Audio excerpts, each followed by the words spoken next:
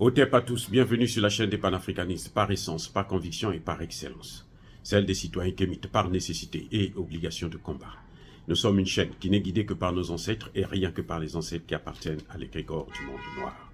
Par conséquent, nous ne croyons en aucun dieu venu de l'étranger. Toutefois, cette vidéo n'est aucunement destinée à inciter à la haine ou à la violence, car nous menons un combat qui est d'abord et avant tout spirituel, intellectuel et démocratique. Ensuite, il est politique, géopolitique et géostratégique, contre l'impérialisme, le colonialisme, le néocolonialisme et l'endocolonat, qui sont tous qualifiés de crimes contre l'humanité.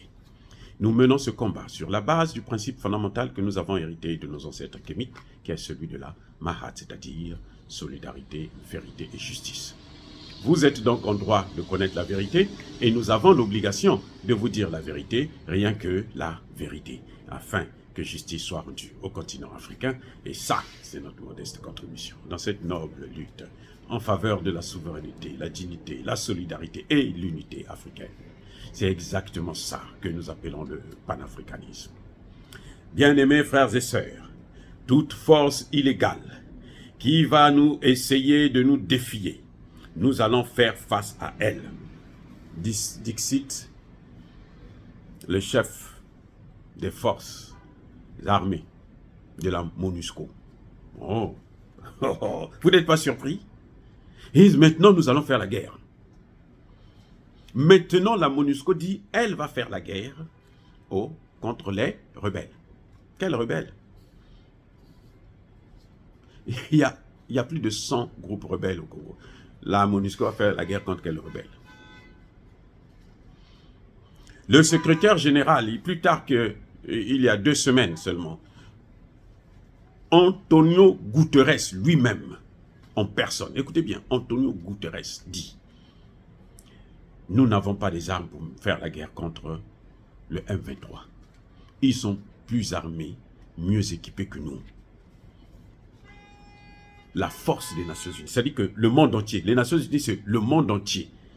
Hein, les casques bleus qui sont là, ils représentent les militaires du monde entier, américains, français, belges, africains, russes, chinois et autres. C'est ça qu'ils représentent. Quand vous portez ce béret bleu là, vous représentez le monde entier. Et on nous dit que le monde entier n'a pas les moyens de faire la guerre. 2 semaines plus tard, il y a un militaire, un colonel ou général de cette même armée des casques bleus qui dit « Nous, on va faire face à tous ceux qui nous font la guerre. » Oh! Mais en 2 semaines, vous avez reçu, vous avez acheté des armes, c'est venu, vous vous êtes formé, équipé, et puis vous êtes maintenant capable de faire face aux rebelles. Comment vous expliquez ça? Bien aimés frères et sœurs, vous voyez comment ces bandits internationaux, ce que j'appelle les casques bleus, en fait, je vous ai déjà dit ça, ce sont des terroristes vêtus, coiffés d'un béret bleu. Et les terroristes, ce sont des casques bleus, dépourvus, décoiffés de leur béret bleu. Voilà le cas. Le Congo démocratique est dans cette situation. On a tué déjà 15 millions de Congolais sous le regard impuissant et complice des casques bleus. Maintenant, ils se lèvent un matin, ils disent que non, nous allons maintenant faire la guerre. Qu'est-ce qui se passe? Je vous ai déjà dit que Tshisekedi avait un deal avec Kagame. C'est Kagame qui a choisi Tshisekedi comme président, qu'il a présenté, qu'il a introduit à Emmanuel Macron. Emmanuel Macron a validé au nom de l'OTAN, au nom des États-Unis. Mais il avait une charge, une mission, c'est d'achever le processus de balkanisation. Et Tshisekedi ne veut plus le faire. Tshisekedi ne se sont pas capables de le faire. Tshisekedi ne sait pas comment dire aux Congolais que non. Il a laissé pendant 5 ans, il a laissé pourrir la situation. Il va à la SADC, il va à l'EAC, il a même commencé d'abord par négocier avec Kagame lui-même. Bon, comment on va faire pour que moi tu puisses prendre l'Est du Congo? Comme ça, tu vas donner ça aux terroristes occidentaux. Et maintenant, il se rend compte que c'est une mission impossible.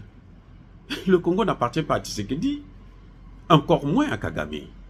Il n'appartient pas à Tshisekedi. C'est pas parce que les Congolais sont corrompus, Tshisekedi a opté pour corrompre toutes les institutions congolaises, toutes les institutions qui peuvent prendre une décision pour sortir le Congo de cette situation.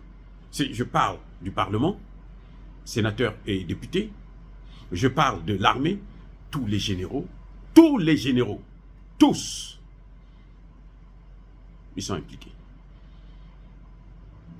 Eh oui. Donc, l'Église et tout le monde, ils sont tous impliqués. Et chacun sa part. Tshisekedi est allé à la Banque mondiale, au FMI, aller prendre de l'argent. On lui donnait ça cadeau, sans complication. Il venait distribuer l'argent. Il a augmenté les salaires, faramineux. Il y a une vidéo sur ça. Et voilà que maintenant la réalité le rattrape. Il faut donner l'Est du Congo au Rwanda. Il faut donner ça au Rwanda. C'est ça le deal. On t'a donné le pouvoir, c'est pour parachever ça. Maintenant, Tshisekedi est en train de leur demander un deuxième mandat. Et eux, ils sont en train de faire pression. Ce que vous voyez là, le M23 qui remonte en pression, c'est ça.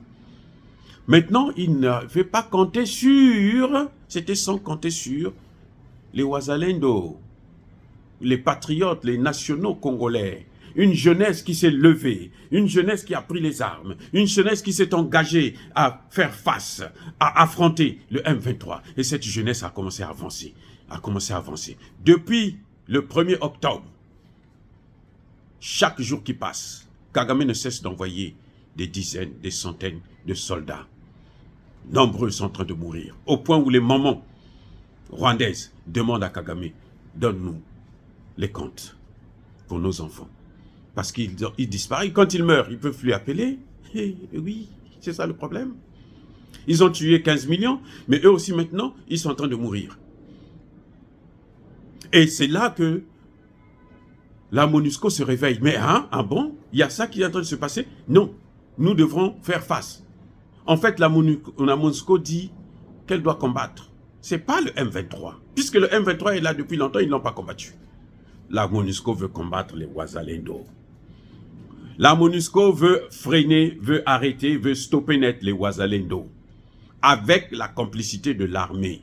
Pourquoi je dis avec la complicité de l'armée? Parce que la MONUSCO porte l'uniforme congolais. Tshisekedi leur a donné l'autorisation de porter l'uniforme congolais. Vous avez déjà vu ça où? Moi, j'ai travaillé aux Nations Unies dans 2 missions. Au Burundi, en Haïti. Je n'ai jamais vu les soldats des Nations Unies porter l'uniforme local. Je n'ai jamais vu ça. Parce que chaque pays vient avec son contingent et son contingent porte leur uniforme national de leur propre pays. Mais cette fois-ci, les Nations Unies portent quoi? L'uniforme congolais. Vous savez pourquoi? C'est pour entraîner la confusion. Parce que leur objectif, ce n'est pas les M23. Puisque le secrétaire général a dit qu'on ne peut pas les combattre. Leur objectif, c'est les Wazalendo. C'est ça qu'ils sont en train de chercher à détruire. Et que fait Tshisekedi? Tshisekedi envoie son chef d'état-major dans l'Est.